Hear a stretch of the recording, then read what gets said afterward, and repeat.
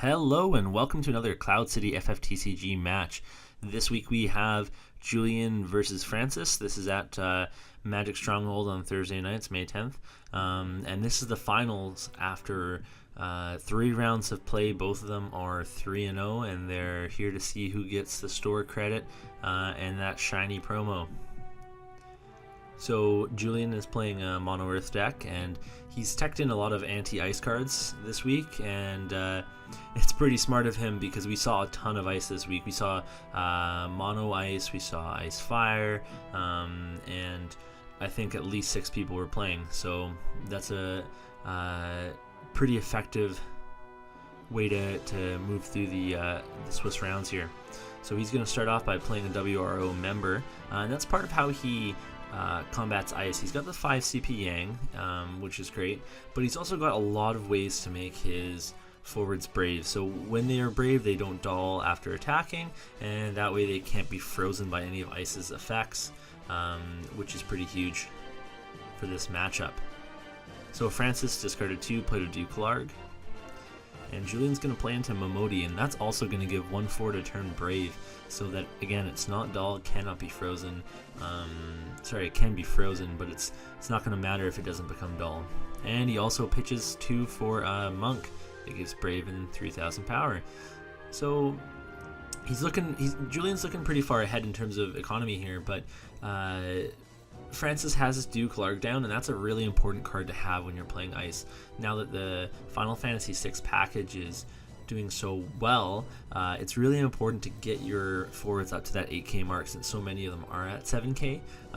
That allows you to survive some combat and some ping effects. And he plays a lock for no discard, but this is going to put a lot of pressure on Julian.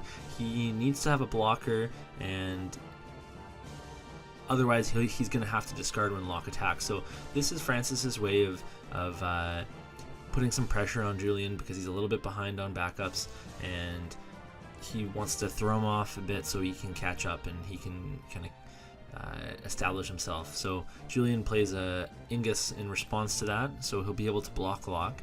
But there's always the danger that when you do that, their opponent's going to cast Mateus and break your blocker. So we'll see how he responds here with Francis sure to attack with that look.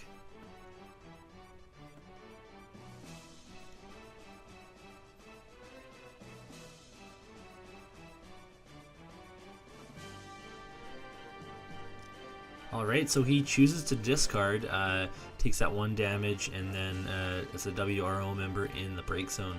But he's got a pretty big hand, so he still is pretty well set up on his board, and he didn't have to risk losing a forward.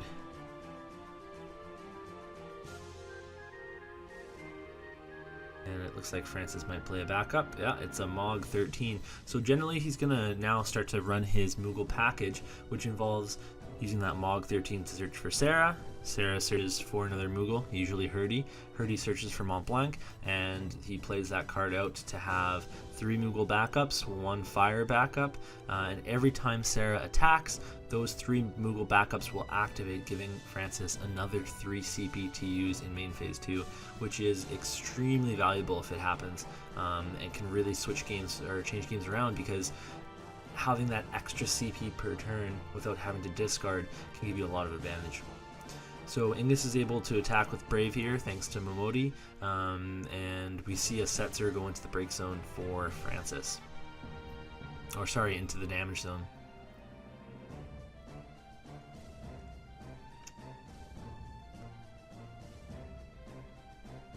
And Julian plays out a Doga, and that might not see as much play in this matchup. So Doga stops a forward from being broken by effects other than damage, which is mainly for playing against lightning with their Odins. But Ice uses a lot of break or damage to a dull forward, and Doga would not stop that. But it is good to get those extra backups down if you had lots of cards in hand.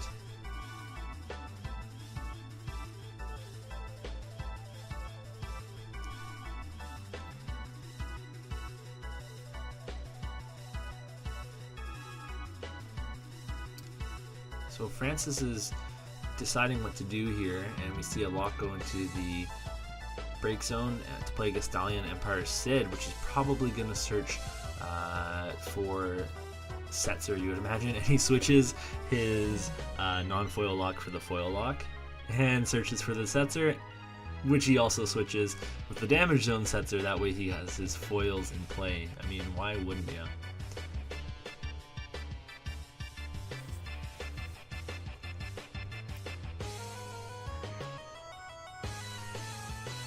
Alright, he does have one active backup, so it's going to be easy to pay for that Setzer. And look, yeah, it looks like he's pitching 2 cards, so it's going to be 5 CP. But he could also play that Sarah, and this is where his deck has such a high skill cap, because he has to decide what's the better line to take. Do I get my Moogle package up and running, or do I stick with this Final Fantasy VI package and play the Setzer out to look for a Celas, and he plays that Setzer. So we'll see what he searches for. Looks like he's searching for a Celas there. He's already got one in the break zone. She's a pretty powerful card, since she can come in and freeze a backup or a forward. And her special allows you to cancel summons, which could be pretty important in this matchup, depending on... Oh, did he end up searching for Gastalian Empire Sid instead? Okay. I'm assuming to use his CP.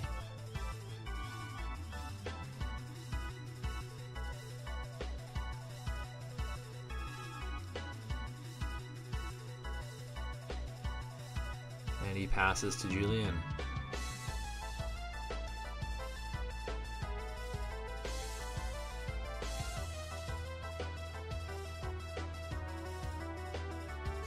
Julian pays 3 for Rydia, and this Rydia can use her special by sacrificing or discarding a summon, Earth Summon, instead of a card named Rydia, which is pretty useful.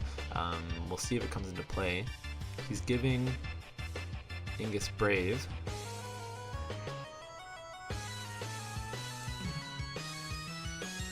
And Francis has to decide whether or not to block. If Setzer goes to the break zone, he'll be able to dull and freeze somebody.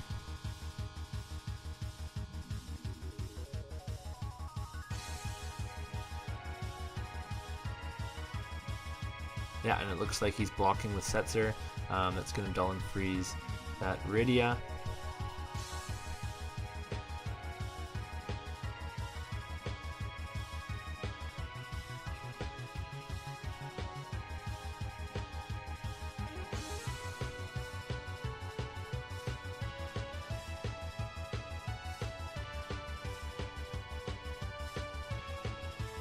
And he's playing out a Hecaton Cure from that Ingus to the lock to try and completely clear Francis's board.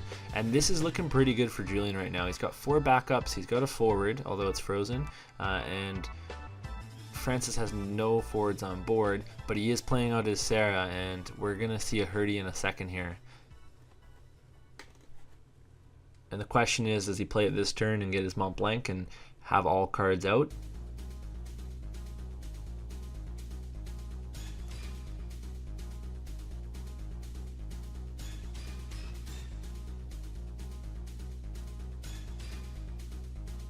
He decides he's not going to search again and asks Julian to cut his deck. And this is fine, because he can play out both Moogles next turn and then attack with Sarah to activate them and use them that turn. So they become very, very useful. Julian plays out a Graviton there, and that's going to be pretty key to boosting his forward. So whenever you cast an Earth Summon, Graviton gives that forward an extra 2,000 power. So he's a little passive booster that stays on your field. And when you see that, you can be pretty certain that that Earth player is going to have a decent amount of summons in their deck.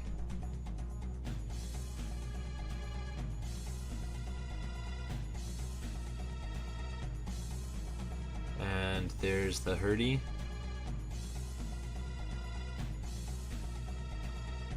Into the Mont Blanc. And I assume we'll see that shortly. Pitches a Vivi, plays that Mont Blanc. And that's pretty important that we're seeing that that VV in the break zone now, because that can be brought back later with Phoenix for kind of a big ping on one guy or 2 pings on 2 forwards, kind of like an Alcid with 1 forward, but dealing a lot of damage in 1 turn. And he attacks with the Sarah, and that's going to activate all his Moogles and lets him play a Sabin essentially for free. He's not losing any cards from him besides the Sabin there, and that's a massive advantage, having been able to attack with that Sarah. Looks like Rydia's gotten Brave from Emoti and then attacking, and Francis is under no pressure to block that. Julian has quite a few ways to boost his forward, so you don't want to lose in a trade with Earth. He slaps down a Dark Emperor there, and that's going to stop Sabin's action ability and special, and also Sarah's ability of discarding a Moogle to dull forwards.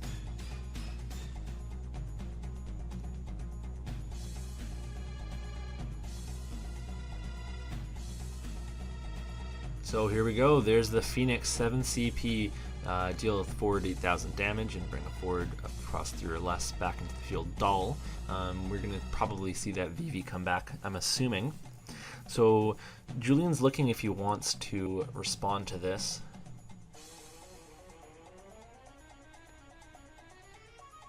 If he doesn't, this could be a massive swing.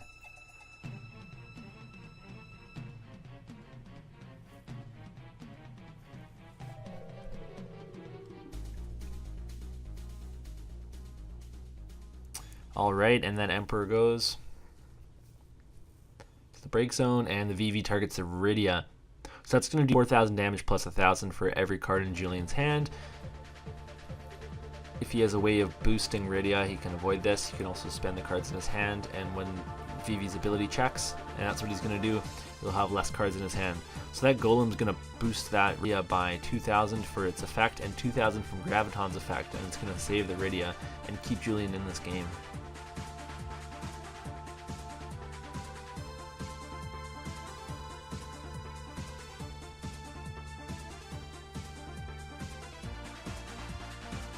And we're going to see Sabin come across, making himself unbreakable.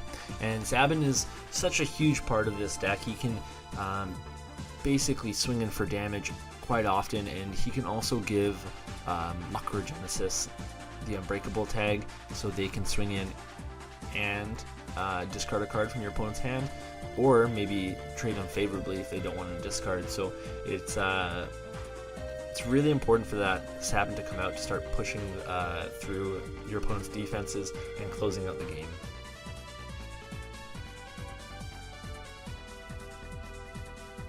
So he gives Rydia Brave and attacks,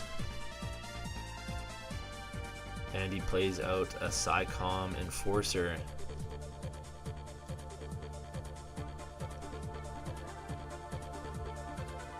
Now you can see how Francis was pretty resource poor near the beginning of the game. He was getting his backups out a lot slower than Julian was, but due to all the searching and the refund from Sarah, he's now very established in this game. He pitches 4/6 CP, and there's an Orphan that's going to dull and freeze both of Julian's forwards, and that's going to be a pretty decisive moment of this match. I don't know that Julian can think of anything to respond to this.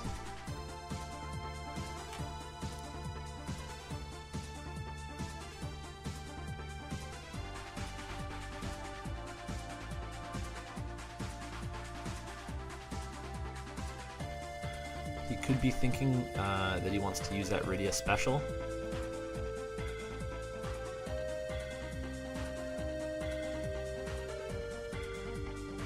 And he does, so he's going to deal 7,000 damage to all non-Earth forwards, which will kill the VV, I believe. It won't kill anything else though, because of the Duke Larg and just how strong Sabin and Orphan are, but I mean, that's pretty decisive. Here comes Sabin, and there's the 5 CP Yang, and here comes Sarah activating those Moogles. He's got 3 CP to spend again.